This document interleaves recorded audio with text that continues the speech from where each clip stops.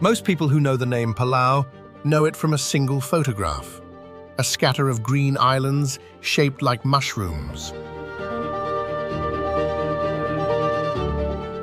Water so clear, the shape of the reef shows through from the air.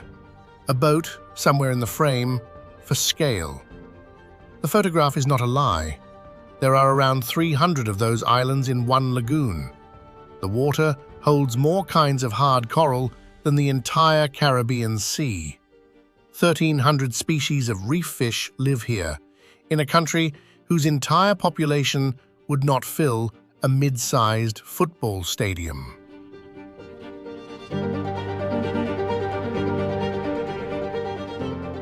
What the photograph leaves out is the argument, because most people, looking at that image, assume something about how it got that way.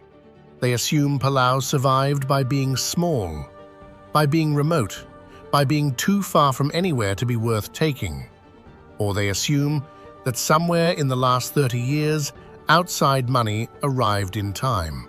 A foundation, a treaty, a documentary crew, and saved a place that could not have saved itself.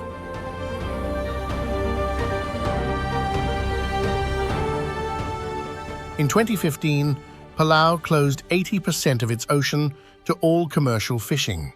Not a reserve, not a quota, a wall. The area inside that wall is roughly the size of Spain, and it belongs to a country of about 17,000 people.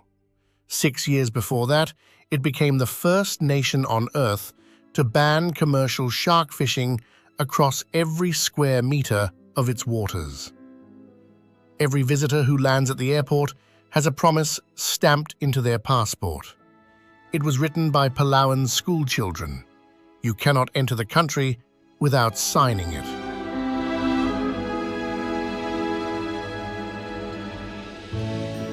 So the assumption seems reasonable. Modern country, modern policies, a small state that read the science and moved faster than everyone else. Except the word Palau, used to justify all of it, is not modern at all. It is older than the Constitution, older than the Americans, who arrived in 1944, older than the Japanese, who arrived in 1914, and the Germans, who bought the islands in 1899, and the Spanish, who claimed them without ever really landing. It belongs to a group of men who sit in a wooden house built without a single nail on a platform of stone, and who decide, among other things, when the reef is closed.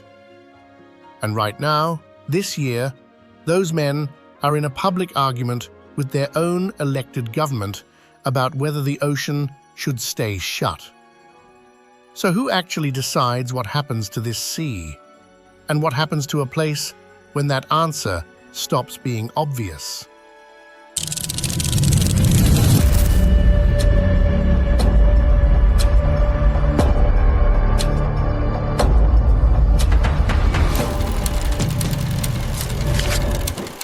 The word is bull. It has no clean translation. Prohibition is close, moratorium is closer, but neither carries the weight of the thing, because in Palauan, the word is not really about stopping. It is about timing. Here is how it works. The Council of Chiefs in a village, the Rubak, watch a stretch of reef. Not casually, as a duty inherited from the men who held the title before them. They watch which fish are gathering and where, and when the gathering thins. They watch a channel in the weeks when groupers arrive to spawn, and they count, without writing anything down, whether there are fewer this year than last. When the answer is fewer, they declare a bull. The reef closes. Nobody fishes it, not outsiders, not the chief's own family, not the men who need the protein most. It stays closed until the chiefs say it opens. There are no fines in the old version of this, no patrol boat, no inspector. Breaking a bull was not illegal so much as unthinkable, in the way that stealing from your grandmother's kitchen is unthinkable. The enforcement was the village. In 2015, a Palauan president took that word and applied it to an area of open ocean larger than most European countries. He was not being poetic. He was making a legal argument about where his authority came from.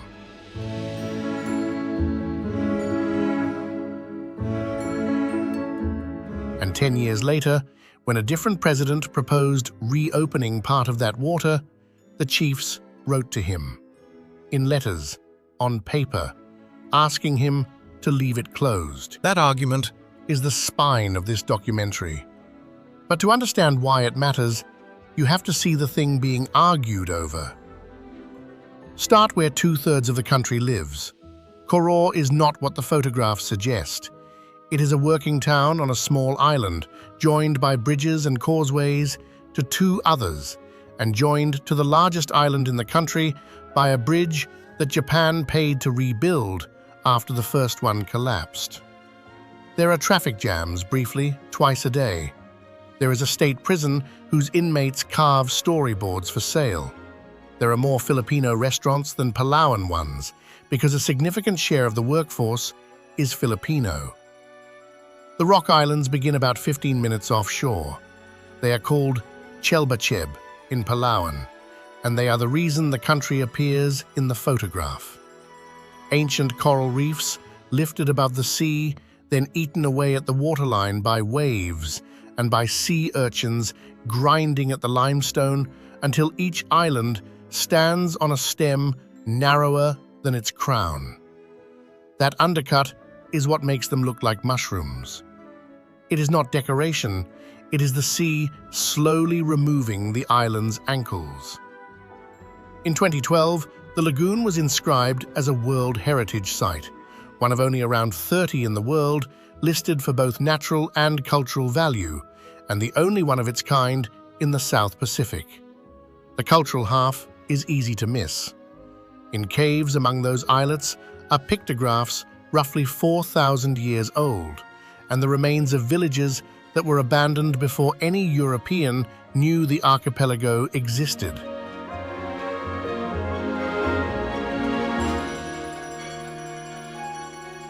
The lagoon also holds something stranger. Marine lakes, pockets of seawater trapped inland when the sea level rose and then fell, each one sealed off, each one running its own private experiment in evolution for 12,000 years. Palau has more of them than anywhere on Earth. One of them, some years ago, lost every single jellyfish it had. We will come back to that. Here is the contradiction that sits underneath all of it. The reef is the reason people visit. Tourism was close to half the national economy before the pandemic. The dive boats leave Malacca Harbour before 7 every morning, and they go to the same handful of sites because those sites are extraordinary and everybody knows it. Blue Corner is a shelf of reef that juts into open ocean. When the current runs, it pushes plankton up the wall, and the fish stack in the current like traffic. Barracuda in rotating columns, grey reef sharks holding station without moving a fin, jacks in numbers that block the light. Divers hook themselves to dead coral with a length of line so they can stop swimming and simply watch. It is one of the most reliable large animal dives in the world, and its reliability is not an accident. It is the visible result of a country that stopped killing sharks in 2009.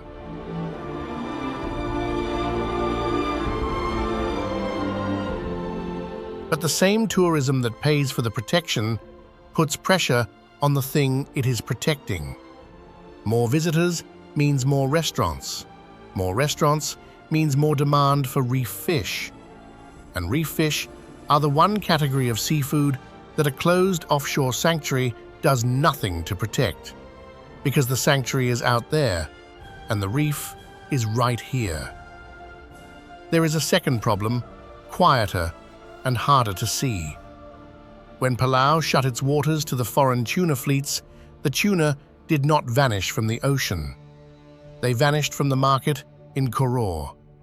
The fleets that used to land some of their catch locally were gone, and the domestic industry that was supposed to replace them did not appear at the scale anyone hoped. So people bought what was available: grouper, snapper, parrotfish. The fish the closure was meant to save. Remember that, because it becomes the strongest argument the other side has. To see where the authority to close anything actually sits, you have to leave the water entirely, drive across the bridge, and stop at a village near the airport. The Bai at Airai stands on a raised platform of fitted stone, and from a distance it reads as a barn with an ambitious roof. It is about 21 meters long, 6 wide, and rises 12 meters at the ridge. It was built without nails. Every joint is tied or fitted, and the whole weight of the roof is carried by the way the timbers press against one another.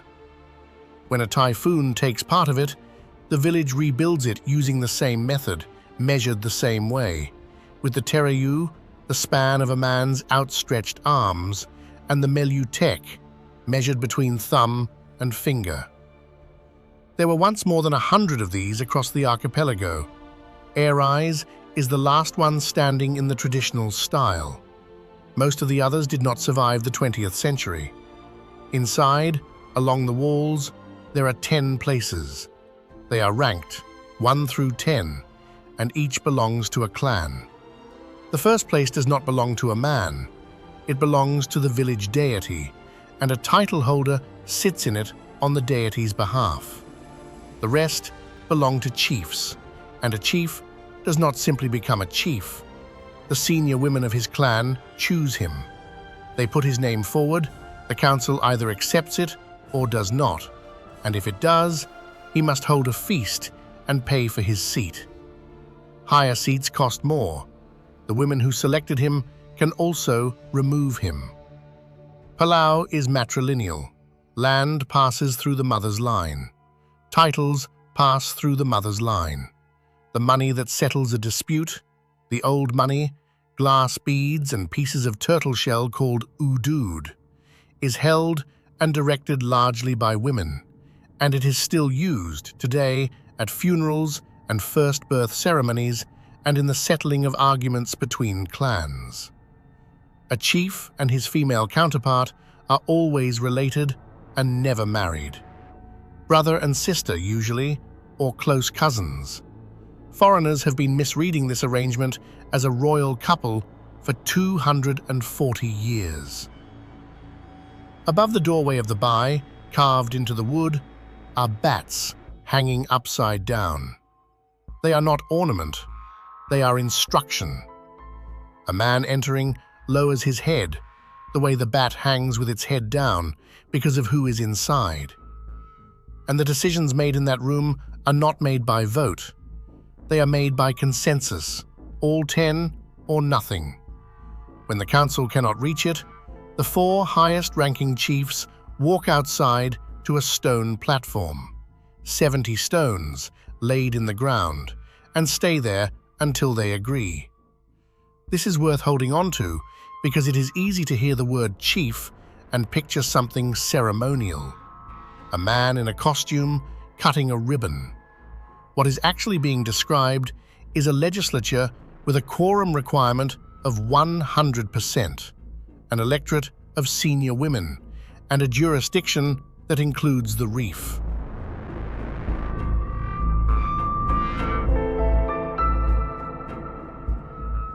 The first Europeans to spend real time here misread almost all of it. It is the 9th of August, 1783.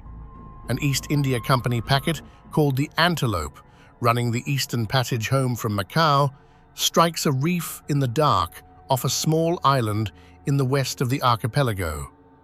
The ship is finished. The crew is not. They get ashore on Oolong, an island that is uninhabited, and they wait. Palauans find them within days. The High Chief of Koror, the Ibadul, comes to look at them.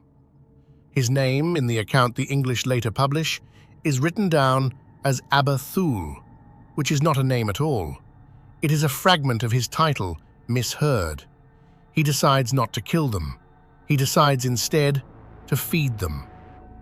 For 3 months, Palauans supply the crew with food and labor, while the English cut timber and rebuild a smaller vessel out of the wreck. In return, the Ibadul asks for something specific: help in his ongoing conflicts with rival villages. The English agree. One ship's gun, carried out in a boat and fired with powder alone, is enough to settle several arguments. This is not a story of first contact between the powerful and the helpless. It is a negotiation, and the man doing the negotiating is playing a longer game than the sailors realize. When the new ship is finished, the Ibadul sends his second son with it. The boy is about 19. The English call him Prince Li Bu. He sails to Macau, then to England, and arrives at Portsmouth in July 1784. London decides he is a sensation. He goes to dinners, he goes to church, he is enrolled in school.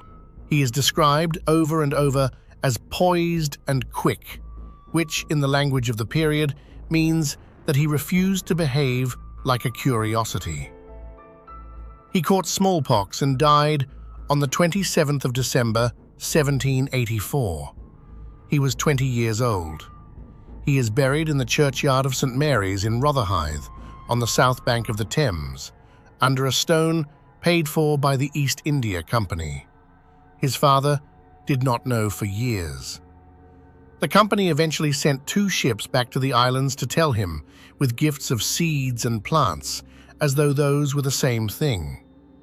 The book about the voyage went through more than 20 English editions and a dozen in other languages between 1789 and 1850.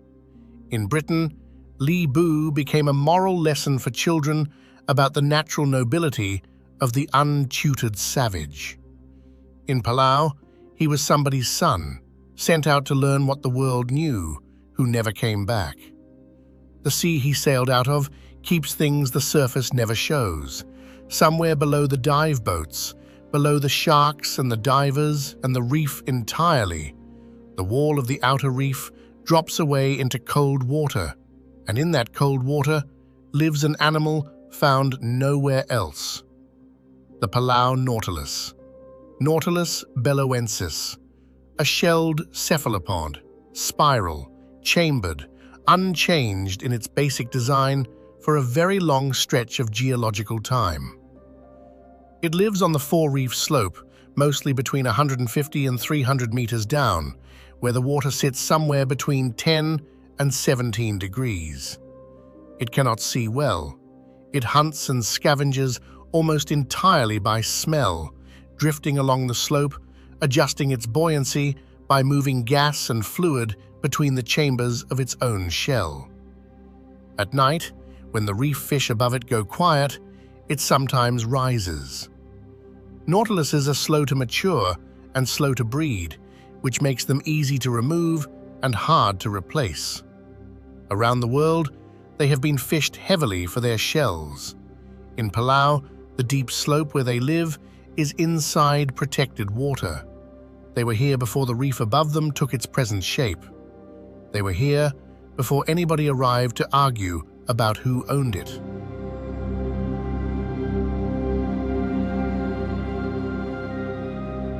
The reef is not the whole country. It is not even most of it, which raises a question almost nobody asks about Palau. What is on the land? Babeldobe is the second largest island in Micronesia. It holds roughly 3/4 of Palau's land area and almost no one visits it. It is volcanic, not limestone, a different kind of island entirely, dark soiled and green and heavy with rain.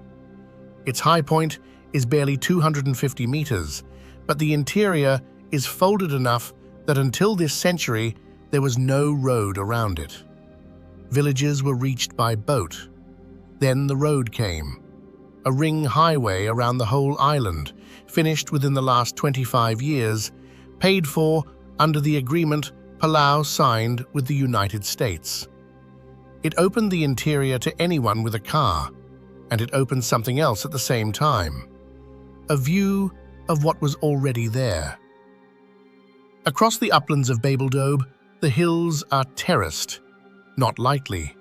Whole hillsides cut into steps and crowns, some sites covering more than 160,000 square meters of open savanna. Archaeologists have argued for decades about what they were for: farming, defense, settlement, ceremony, and the honest answer is probably all four in different centuries. They are older than any building on the islands. They were made by people moving earth by hand on an island that has never held more than a few thousand.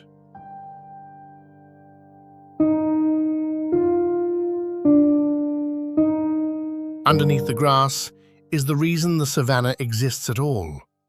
Strip the forest from volcanic soil in a place that receives this much rain, and the nutrients wash straight out. What grows back is grass. Those bare uplands are not natural clearings. They are the shape of very old agriculture, still visible 1,500 years later. The island also carries a scar from a much shorter occupation. Between 1938 and 1944, the Japanese administration mined bauxite in Ngadmau and Ngeremlengui, nearly 370,000 tons of it, at better than half aluminium oxide by weight. The rail cuttings are still there under the vegetation, and so is the port they built to ship it out. Above the old workings, water falls off a shelf of rock into a pool at the bottom of a valley. It is the largest waterfall in the country, and to reach it, you walk down through second-growth forest along the line of an abandoned mining track. Further inland is Lake Ngadok, the largest body of fresh water in Micronesia, ringed with swamp forest. Saltwater crocodiles live in the estuaries below it, and occasionally in the lake itself. In Ngeremlengui, there is a bird sanctuary where you can find most of the 13 bird species that exist only in Palau. And in the middle of all this, on a ridge in Melekeok, sits the national capital.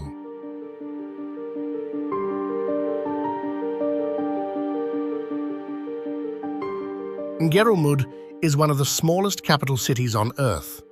It has no shops, no restaurants, and by most counts, fewer than 100 permanent residents.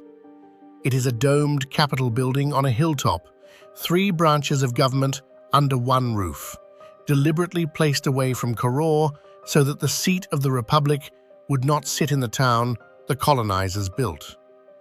It was finished in 2006.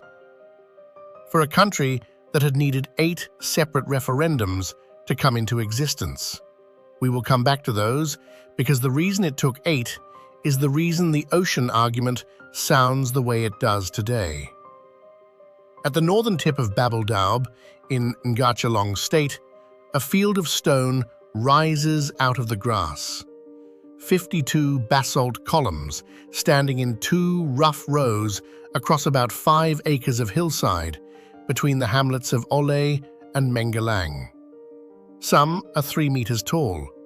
A few have faces cut into them, heavy, flat features, weathered nearly smooth. The site is called Badrul Chow.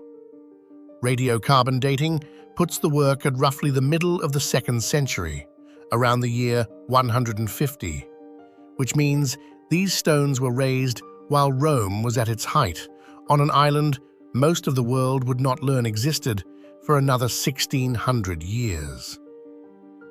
Nobody knows what they held up. The most persistent explanation, from archaeologists and from oral history alike, is that they were the foundation posts of a bai, a meeting house on a scale nothing since has matched. If that is right, then the oldest large structure in Palau was a building where men sat down to make decisions together.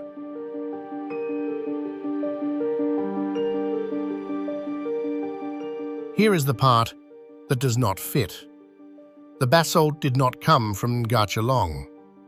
Basalt of that kind is found in the south, and the stones had to be moved north, by sea, on the water, by people with canoes and rope, and nothing else. So the version told in Palau is that the gods built it, that they worked in darkness, each assigned a piece of the task, and that one of them, a trickster called Medechi Belau, fell behind and tried to finish with a spell and a coconut husk. Two accounts of the same field. One says human beings did something very difficult. The other says it could not have been human beings. Both have been true here for a very long time. Something else has been living in that grass since before the stones went up. The Palau megapode.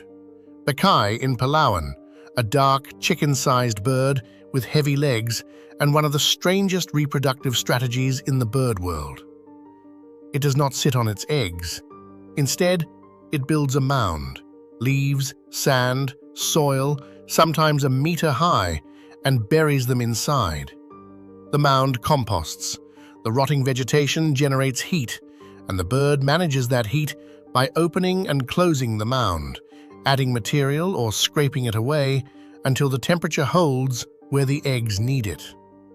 The chicks hatch underground and dig their own way out. They emerge fully feathered. Within a day, some of them can fly.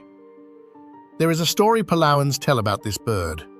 A woman prayed for children and gave birth to a turtle and a megapode. She wanted children who could help in the house, and these could not, so the two of them left.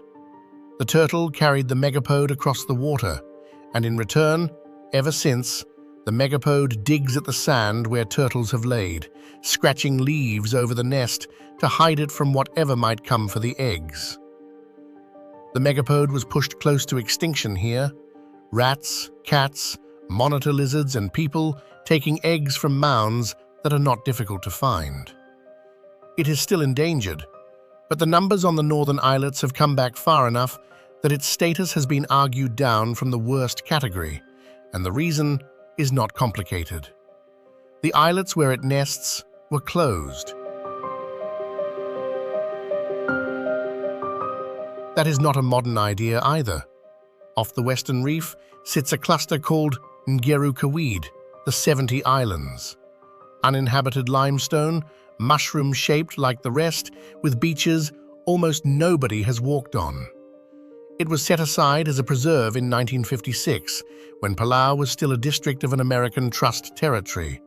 There is no tourism there. There are no boats.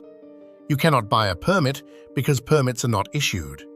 It has been closed for 70 years, and the closure has never been seriously contested by anyone in Palau. It is simply understood to be shut. The most famous closure in the country happened to a lake. On the island of Ale Malk, a short walk up and over a limestone ridge, there is a body of salt water about the size of a few city blocks. Palauans call it Ongemel Tkatau. Everybody else calls it Jellyfish Lake. It is connected to the sea only through cracks in the rock, and it does not mix. The top 10 to 15 meters hold oxygen and light and life.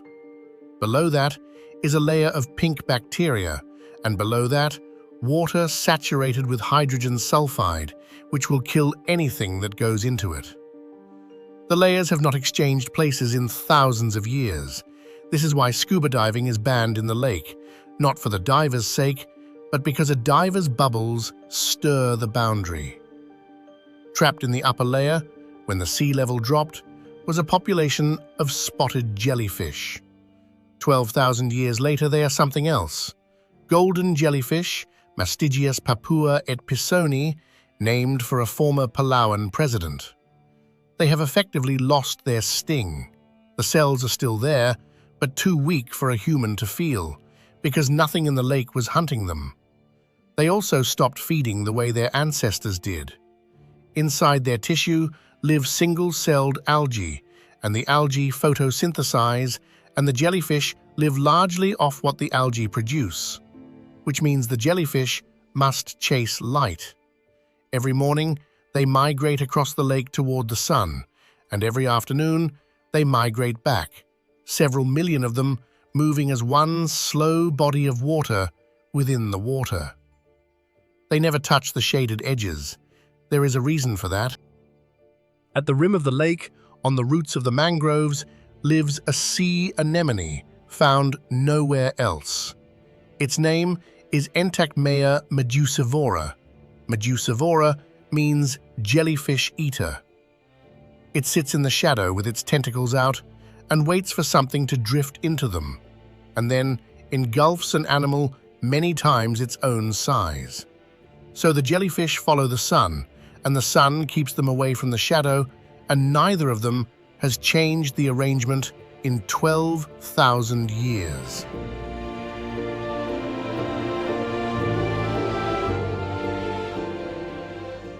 Then, in 2015, a very strong El Niño settled over the Pacific and did not lift. Palau went into drought. The lake warmed. The jellyfish began to disappear, and researchers who had been counting them for decades watched the number fall through the floor. The last Medusa in Jellyfish Lake was recorded in May 2016. Not a decline, zero. The polyps survived on the rocks, invisible, waiting. The tour boats stopped coming because there was nothing to see. In the years since 2005, when the population had peaked around 30 million, the country had built an entire visitor economy around a lake that had just emptied. In late 2018, the water finally cooled and the jellyfish came back. Not to 30 million, but to the millions, which is what the lake normally holds, and the counts have continued since. What happened in between matters more than the recovery. Palau closed the lake. No visitors, no boats, no exceptions, while the population was down. The word used for that decision was not conservation. It was bull.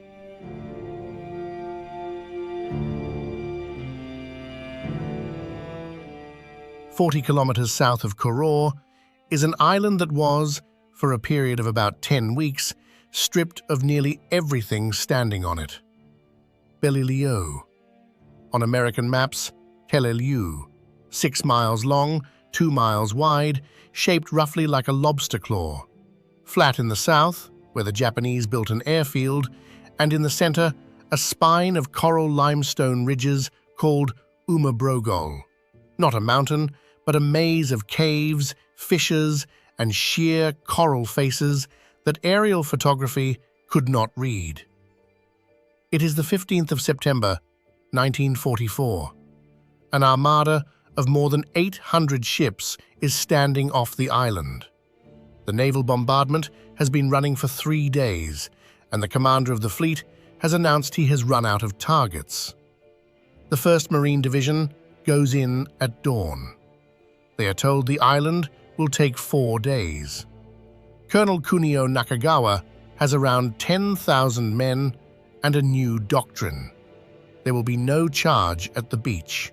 The guns are pre-sighted on the landing areas, and then the defenders withdraw into the ridges, into the caves, and wait to be dug out one at a time. It takes 73 days. When it ends on the 27th of November, roughly 10,900 Japanese are dead on Peleliu and the small island beside it. 301 were taken prisoner. On the American side, more than 1,500 killed and over 6,500 wounded on Peleliu alone. The assault had the highest casualty rate of any amphibious landing in the Pacific. The airfield it was fought for was barely used. The invasion it was meant to protect went ahead somewhere else.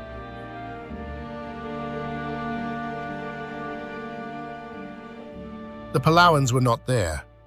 Before the landings, the Japanese administration moved the population of Peleliu north to Babeldaob. Historians still argue about whether that was protection or something else. Whatever the intent, it meant very few Palauans died in the fighting. They came back to an island with no canopy, no houses, and no drinking water that had not been fouled. In 1947, 2.5 years after Japan surrendered, more than 30 Japanese soldiers were still living in the caves, unaware or unwilling to believe the war was over. A senior officer had to be brought in to go in after them and tell them. The bones of men who were never recovered are still in some of those caves. The families know. Search teams still come. 7 miles further south, Angar was taken in a separate landing 2 days later. 1,338 Japanese dead, 264 Americans killed. Angar is a strange piece of ground even without the war. It is not volcanic, and it is not a rock island. It is a raised platform of coral, lifted clear of the sea, and it is rich in phosphate, the ancient droppings of seabirds compressed into rock. The Germans began digging it out. The Japanese industrialized the operation. For decades, this island's main export was fertilizer for other people's farms. The Germans also brought monkeys, crab-eating macaques, released or escaped sometime around the beginning of the 20th century. They are still there. Angar is the only island in Micronesia with a wild monkey population, and they are a genuine nuisance. They raid gardens and they take eggs, including in places from the mounds of ground-nesting birds. An island quarried for fertilizer, bombed for an airfield nobody needed, and left with a colony of primates from Southeast Asia. Fewer than 150 people live there now. It has its own official language alongside Palauan and English.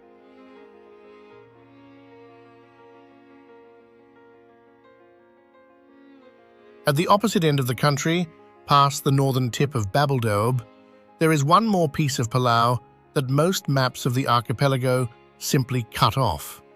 Kayangel. Ncheangel, properly. A coral atoll, 4 small islets on a ring of reef, the only true atoll in the country. A few dozen people live there. There is no airstrip. The boat from Babeldaob takes hours and does not run in bad weather. Palau sits south of the main typhoon track. Serious storms are supposed to be rare here, and for most of the archipelago, they are. Kayangel has been hit twice in living memory by storms that took the buildings down and salted the Taro. And after the second one, the residents were evacuated south and stayed away for a long time. Some never went back.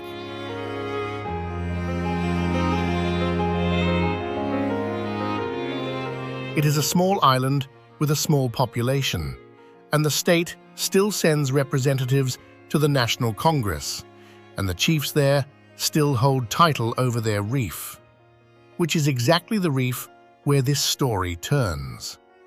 But before it does, there is a decade that has to be accounted for, because it explains why Palauans do not treat a signature on a document as the same thing as consent.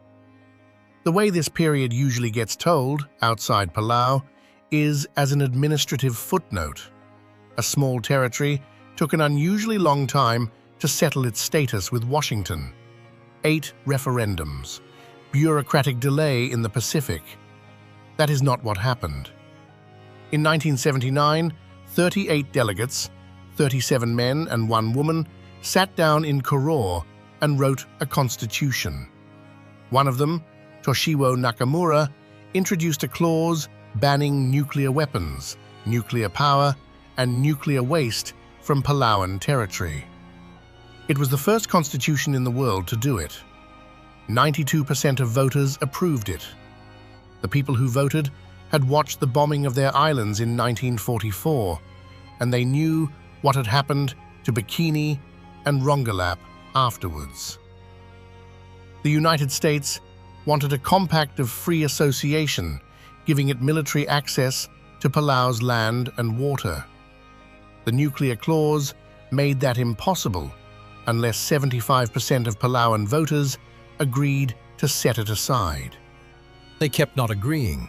Referendum after referendum returned majorities, 62%, 66, 68, 72, 73, and every one of them fell short of 75.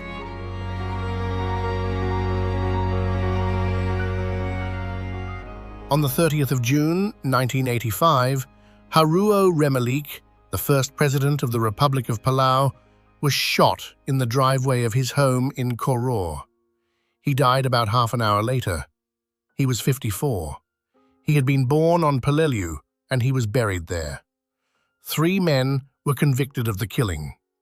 In 1987, the Supreme Court threw the convictions out, ruling the case unreliable and the witnesses against them unworthy of belief.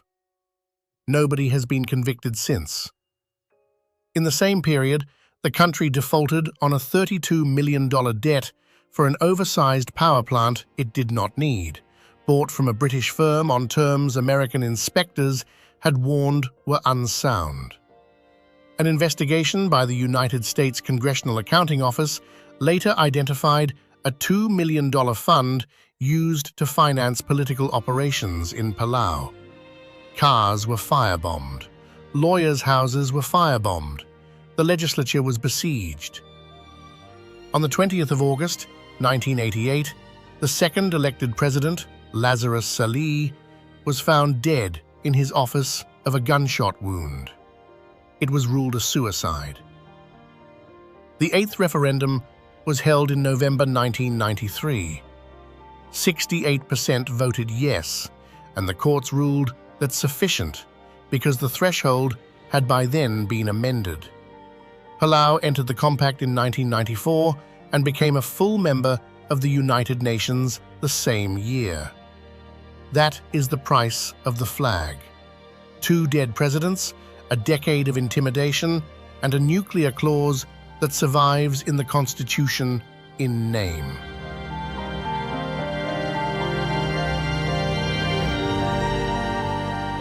Which brings us back to a channel in the north, and to the men who never signed anything. Ebil is a gap in the northern barrier reef off Uncut, where the lagoon drains into open ocean. For most of the year, there is not much to see there. Current, sand, some coral, the usual reef fish going about their business. Then, a few days before the new moon, the groupers arrive. They come from all over the northern reef, some of them traveling tens of kilometers, converging on a patch of channel a few hundred meters across. 3 species share it: the square-tailed coral grouper, the camouflage grouper, the brown marbled grouper, and they arrange themselves in layers, by species, by size, by sex. The males change color. They take territory on the bottom and defend it against each other. The females arrive heavy, their bellies distended with hydrated eggs. Spawning happens late, near dusk, when the tide turns and the current begins to run hard out of the channel toward open water. A pair breaks upward from the reef, rising several meters in a rush, and at the top, they turn, release, and drop back into cover. Seconds later, another pair goes. Then another. Within half an hour, hundreds of fish have spawned, and the current has carried the eggs out past the reef where nothing on the bottom can eat them. The sharks know the calendar, so do the jacks, and so, for a very long time, did the fishermen.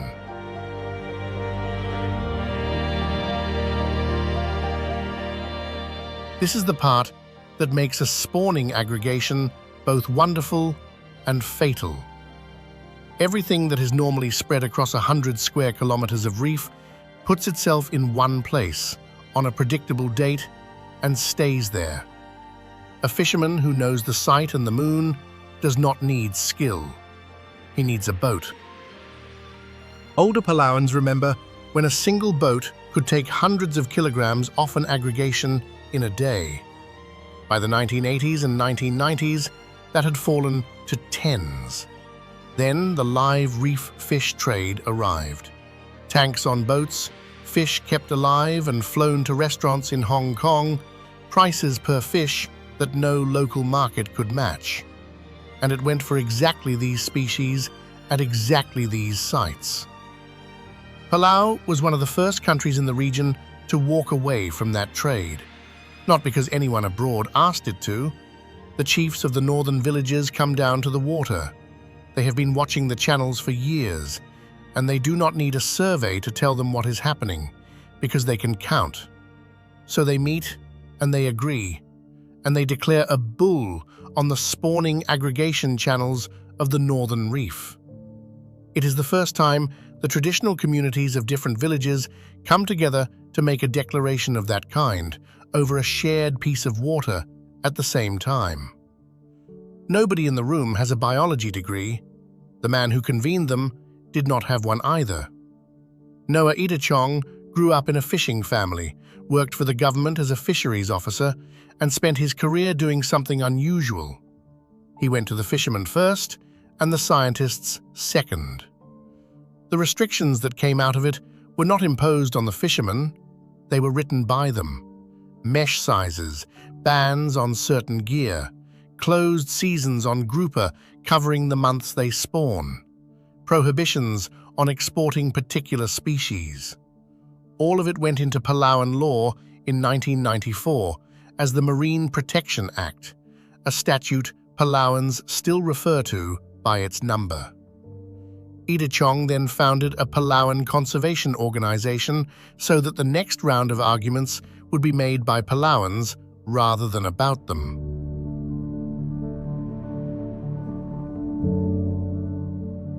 Ngerumekaol, on the western reef, had already been closed since 1976. Erbil was closed in 2000. Then the scientists arrived and started counting. The results are not subtle. At the protected spawning sites, those three grouper species make up around 78% of the abundance and 85% of the biomass of every commercially and culturally important fish surveyed. At nearby reference sites, channels that used to hold aggregations left open to fishing, the same three species account for less than 1%. Not less, less than 1%. During spawning season, the protected channels have been recorded holding up to 9 times the grouper density of the unprotected ones. Across Palau's wider network of no-take areas, the biomass of fish that people actually eat runs at roughly double what sits in comparable water next door. The chiefs have been right for centuries, and it took underwater visual census surveys, conducted a few days before each new moon, to say so in a format that a ministry could file. The channels hold more than groupers. Bumphead parrotfish gather on the new moon too, the largest parrotfish in the world, well over a meter long, up to 70 kilograms, with a forehead like the prow of a boat. They spend their days grinding coral into sand with fused teeth. A single adult can process several tons of reef a year, and much of the white sand on a Pacific beach has been through one of them. At the aggregations, the males fight. They swim at one another and collide head-on, and the impact is loud enough to hear underwater from some distance away. They are also close to the perfect species to wipe out. They are enormous, slow, they sleep in predictable places, and they gather on a schedule. Across most of their range, they are gone or going. In Palau, they are a protected species, and the aggregations are inside closed water. And they are still here, in numbers that visitors travel around the world to see.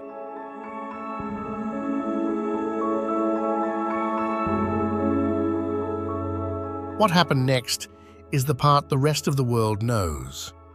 In 2009, Palau banned commercial shark fishing across its entire exclusive economic zone, the first country on Earth to do it. In 2015, President Tommy Remengesau Jr. signed the Palau National Marine Sanctuary Act, closing 80% of the nation's waters to all commercial extraction. He was explicit about where the idea came from. It was a bull, he said, applied to the open ocean instead of a reef channel. The same instrument, the same logic, at the scale of a country.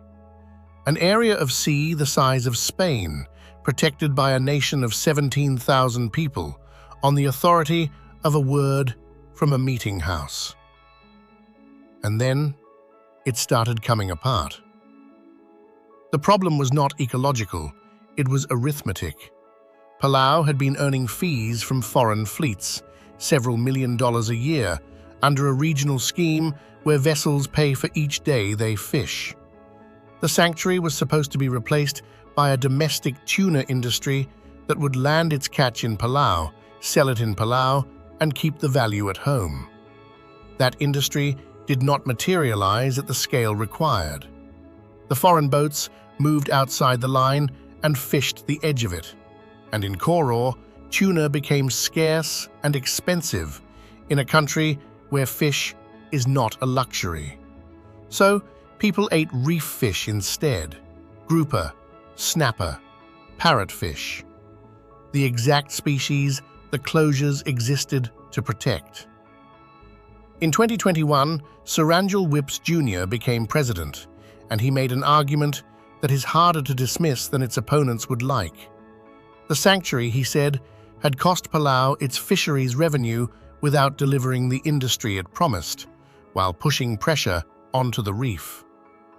He proposed reducing the no-take zone from 80% to 30%, with managed fishing in the rest. And he defended it in the same language his predecessor had used. A bull, he pointed out, is not permanent.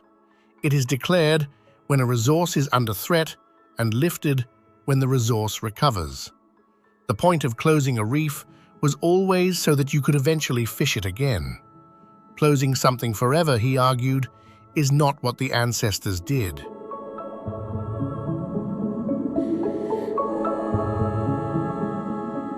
Two presidents, one word, opposite conclusions. The Council of Chiefs did not accept the reading. They wrote to the office of the president more than once.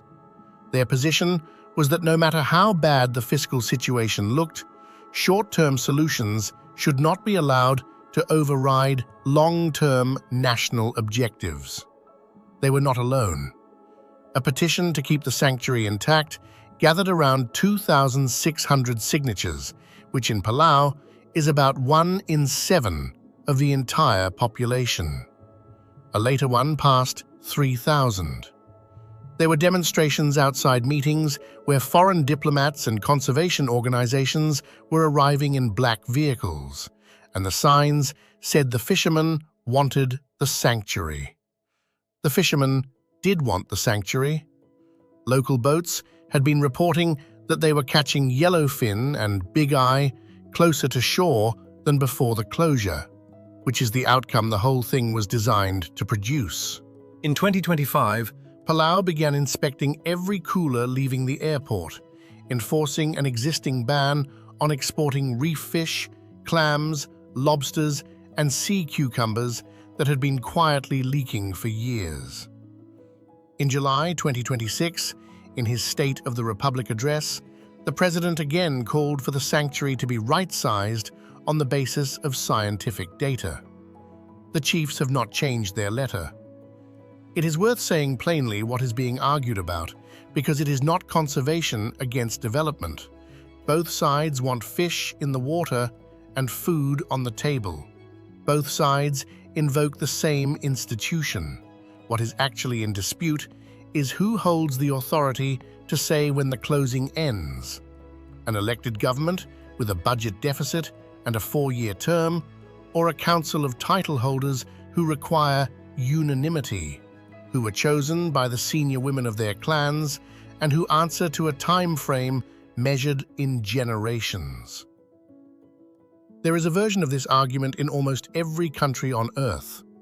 Palau's is unusual only in that the older institution never lost. 240 years ago, a chief of Koror sent his second son across the world to find out what the outside knew, and the outside killed him with a disease it had stopped noticing. The stone in the churchyard at Rotherhithe is still there, beside the Thames, a long way from any reef. When ships finally reached Palau with the news, they brought seeds and plants as a gesture of condolence, which tells you almost everything about how the exchange was valued on each side. The Ibadul had sent a person, he got a garden, and Palelu, which in 1944 was left without a tree standing, is forest again. The ridges are green. The caves are still there, and so is the ordnance, and so are the bones. But the reef along that coast is among the healthiest in the country, growing over the hulls of landing craft, and the 400 or so people who live on the island fish it under the same rules as everybody else. Nothing about that is redemptive.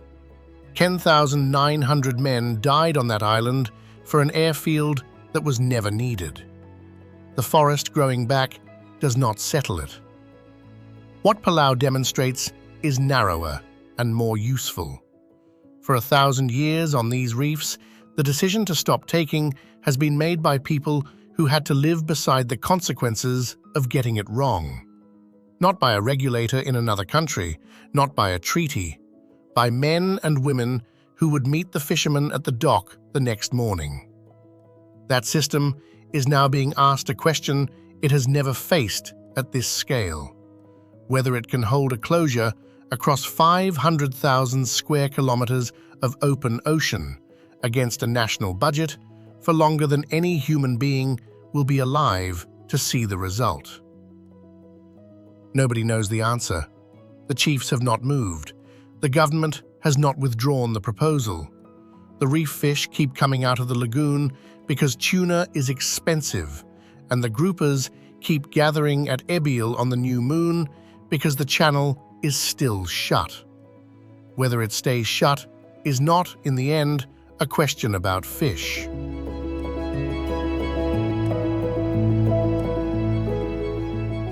Thank you for watching. Until the next journey.